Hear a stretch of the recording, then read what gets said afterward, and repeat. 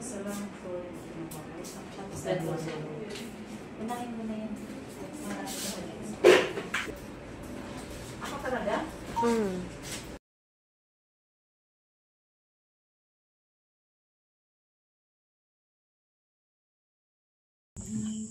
Be, kayanin ko kaya magiging operasyon sa akin? Eh, kailangan lakasan mo ang loob mo, be. Be, nang nahihina ang loob ko, parang hindi ko kaya. Ano't ano man be ang mangyari? Ang ating mga sasakyan ha? Ikaw na ang bahala, iyong ingatan ha?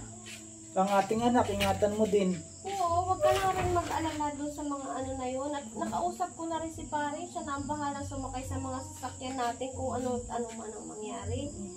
Buti naman at nakausap mo na si pare na siya na ang bahala sa ating sasakyan, na siya ang sumakay. At siya na rin daw ang bahala sumakay sa akin.